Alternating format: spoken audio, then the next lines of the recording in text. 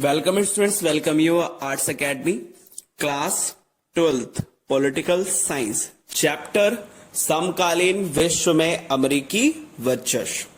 Topic वर्चस्व ढांचागत ताकत के रूप में।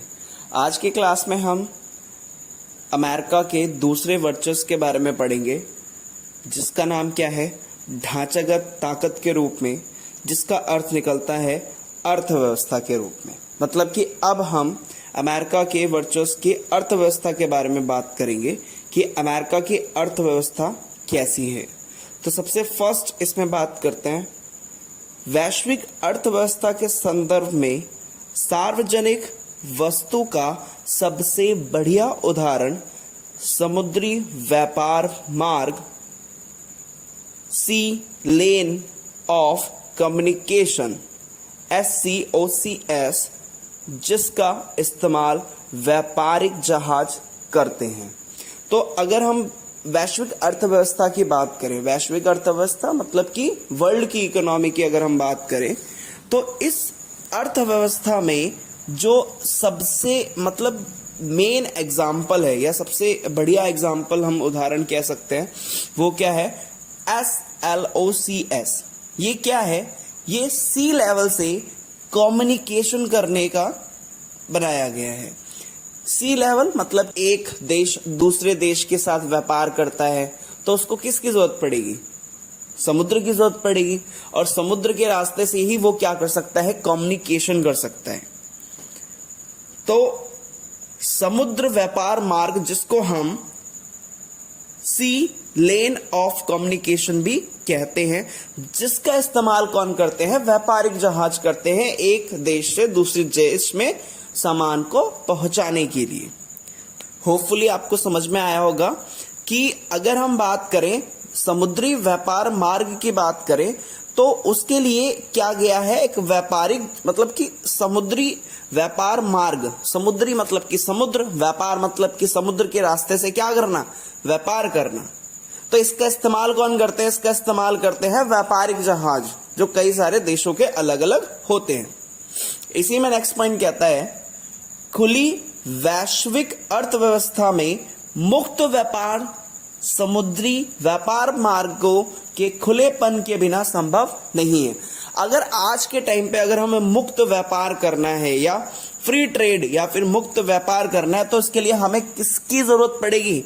समुद्री व्यापार मार्गों की खुलेपन की जरूरत पड़ेगी, कि तभी तो हम मुक्त व्यापार कर सकते हैं। हमें एक देश का सामान अगर दूसरे देश में भेजना है बिना किसी रोक टोक के, तो भेजेंगे कैसे? समुद्र से भेजेंगे, क्योंकि सामान तो भारी होता है, बहुत ज्यादा क्वांटिटी में भेजना होता है।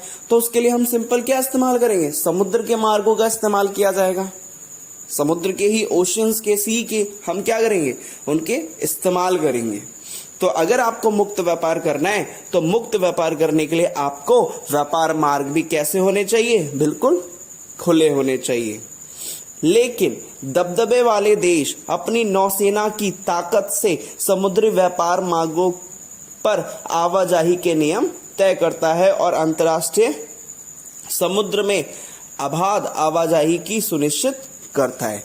कि लेकिन जो दबदबे वाले देश होते हैं, मतलब कि जो शक्तिशाली देश होते हैं, पावरफुल कंट्रीज होती है, वो क्या करती है? समुद्र मार्गों में अपनी नौसेना भेजती है, वहां पर कंट्रोल करती है व्यापार के मार्गों को, समुद्र के मार्ग को कौन करता है? कंट्रोल करती है। कौन?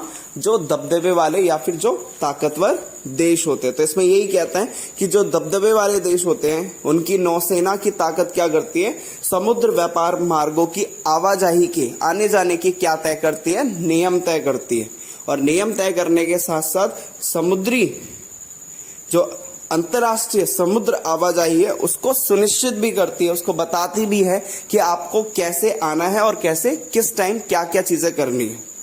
इसके बाद दूसरे विश्व युद्ध के बाद ब्रिटेन या ब्रिटिश नौसेना का जोर घट गया। मतलब कि दूसरे विश्व युद्ध से पहले जो मेन दबदबा था वो किसका था? ब्रिटेन का था, ब्रिटिश का था। लेकिन जैसे ही दूसरा विश्व युद्ध खत्म हुआ, तो उसके बाद जो दूसरी विश्व युद्ध के खत्म होने के बाद नौसेना का जो दबदबा था, जो पावर थी, वो क्या हो गई? घट गई।